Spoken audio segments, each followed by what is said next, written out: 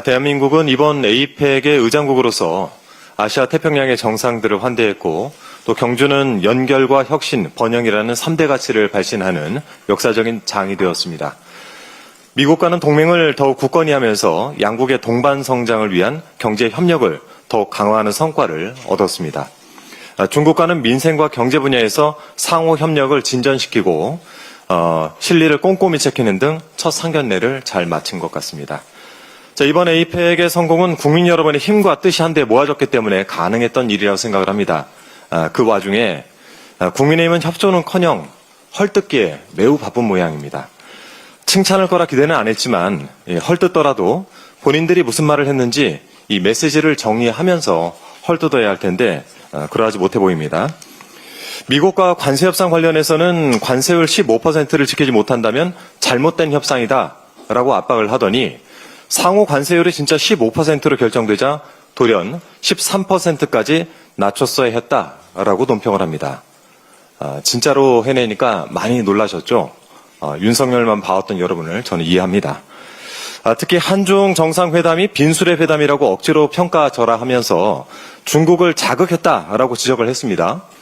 놀랍습니다. 대놓고 협중 노선을 타왔던 국민의힘 입장이라면 차라리 환영을 해야 되는 것 아닌가요? 국민의힘이 한중 양국의 관계가 회복되는 것을 원치 않을 줄 알았는데 되려 중국의 역성을 들어서 이번엔 제가 좀 놀랐습니다.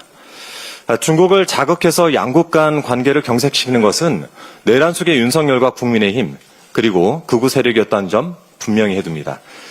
가장 상징적인 사건이 지난해 11월 한중 정상회담이었죠. 불과 29분에 그친 회담에서 나눈 이야기는 고작 양국 갈등 완화에 대한 것 아니겠습니까?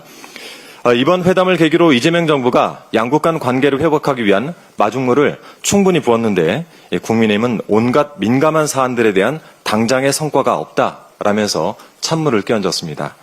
과연 국민의힘이 한중 정상회담에 대한 성과를 보챌 체계인가? 저는 잘 생각해 보시고 이번 기회에 노선 정리를 확실히 하시기 바랍니다.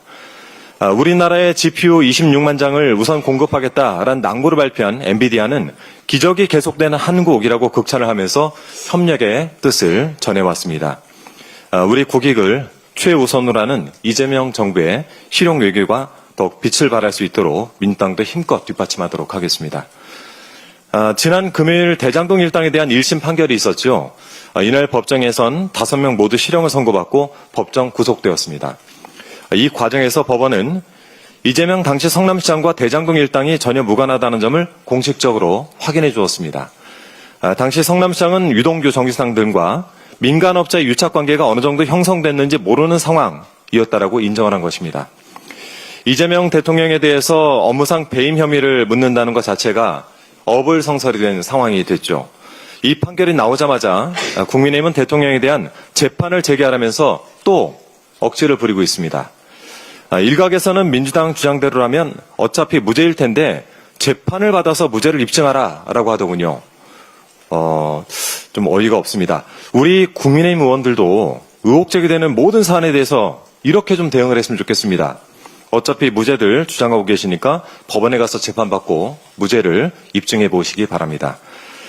12.3 비상계엄을 일으킨 지 어느덧 11개월이 되었습니다. 지금도 국민의힘은 비상계엄을 일으킨 윤석열을 옹호하고 있고 사과 한마디 하지 않고 있습니다. 어떻게 책임을 질 겁니까? 창피하고 부끄러움도 없는 이 정당의 미래는 없습니다. 법원은 이미 헌법 제84조를 적용해서 공판기일을 추후 지정하겠다라고 입장을 밝힌 바 있습니다. 그런데도 국민의힘이 헌법을 거슬러 가면서라도 재판을 하라고 아우성치는 이유는 부끄러움을 모르는 정당이 이제 대통령과 정부 발목 잡는 것 이외에는 할 수 있는 것이 없다라는 것을 반증하는 것 아니겠습니까? 대통령을 잡고 국정도 발목 잡겠다. 즉 국가고 국민이고 모르겠고 함께 망가지자. 이것이 국민의힘의 전략이 아닌가 싶습니다. 정신들 차리십시오. 여러분의 심판의 날은 다가오고 있습니다. 이상입니다. 다음으로 김병주 최고위원의 발언이 있겠습니다.